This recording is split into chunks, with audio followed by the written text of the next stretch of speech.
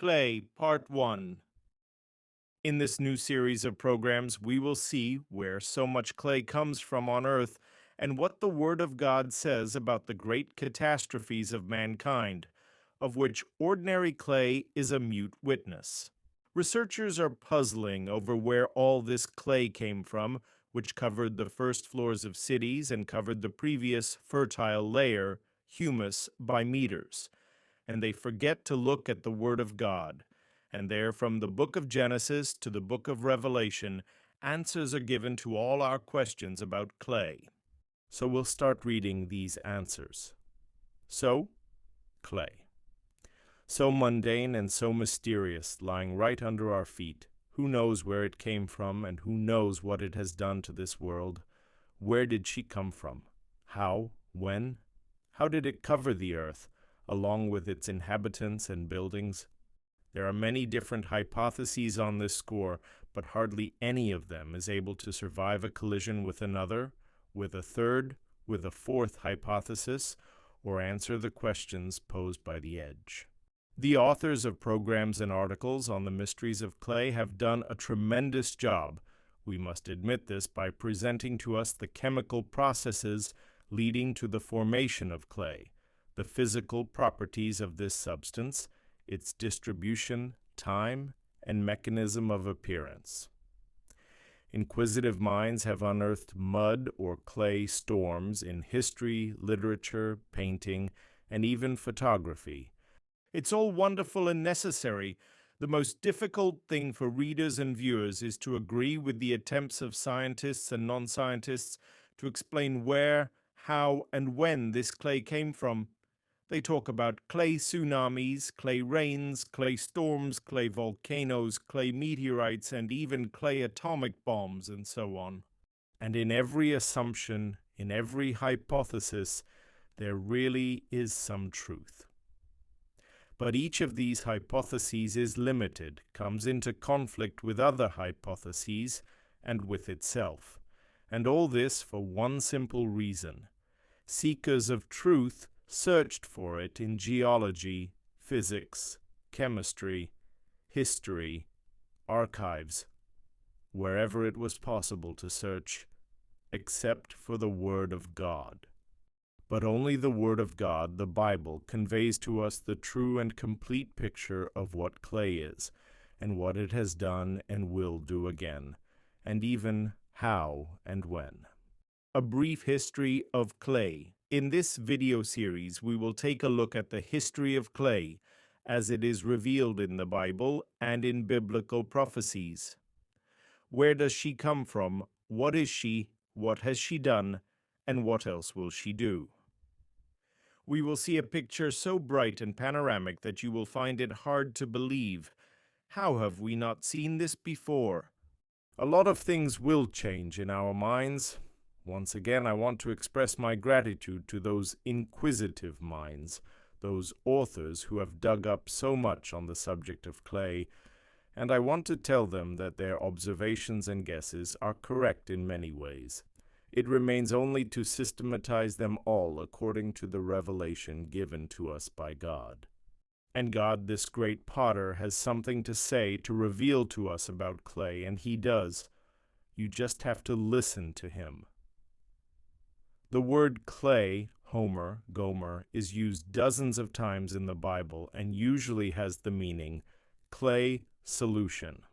Less often, this word is used in the meaning of measure. A homer is a basket of a strictly defined size for measuring the volume of a dry product. The prophet Hosea's wife's name was Homa, which is exactly the word used. Clay runs through the entire Bible, from Genesis to Revelation. Man was partly created from clay by God, as Elihu says in the book of Job. Truly I am as your spokesman before God. I also have been formed out of clay. Job, 33rd chapter, 6th verse. Job says to God, Your hands have made me and fashioned me, an intricate unity, yet you would destroy me. Remember, I pray, that you have made me like clay, and will you turn me into dust again? Job, the 10th chapter, the 8th and 9th verses. The body of a man also departs into clay and dust, from which man is taken after his death. Job wept in the same way when he spoke of clay. He has cast me into the mire, and I have become like dust and ashes. Job chapter 30, verse 19. The Bible is very specific and complete in its revelations about clay. Here, in this first video from the series, I want you to notice for yourself one simple but fundamental thing. According to the Bible, living beings are taken from clay, and after death they turn or return to clay, to dust. Take another look at the text that we have already read above, in its expanded context. Your hands have made me and fashioned me, an intricate unity, yet you would destroy me. Remember, I pray, that you have made me like clay, and will you turn me into dust again?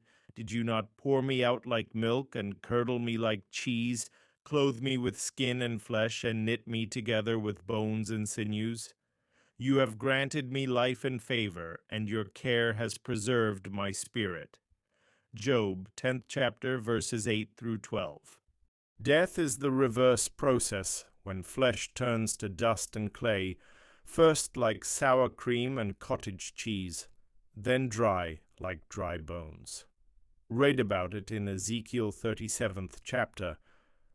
But then someone will rightly correct me and say that bodies decompose into hydrocarbons and not into flint, which is what clay and sand are mostly made of. That's right, under normal circumstances, this is what happens to ordinary bodies.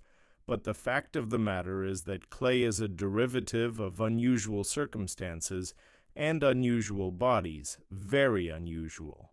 And that's what we're going to talk about in this series. The Apostle Paul writes to us about this difference in the bodies of created beings. All flesh is not the same flesh, but there is one kind of flesh of men, another flesh of animals, another of fish, and another of birds. There are also celestial bodies and terrestrial bodies, but the glory of the celestial is one, and the glory of the terrestrial is another. There is one glory of the sun, another glory of the moon, and another glory of the stars, for one star differs from another star in glory. 1 Corinthians chapter 15, verses 39 through 41. But I'll stop here for now and give you the opportunity to think until the next video. What kind of heavenly bodies is the Apostle Paul talking about? And how do their bodies, which have God-given life in them, yes, that's right, differ from ours? I'll leave you with these questions for a while. And we will also touch on the topic of the great underwater wall, the stone. But I want to remind everyone who has ears to hear, the stone strikes directly into the clay feet of the Babylon idol, Book of Daniel, the 2nd chapter. The mystery of the stone will be revealed and will gain the power of sweeping away everything in its path of truth. But the mystery of the clay feet of the idol will also be revealed. They also hold a great secret, the secret of clay.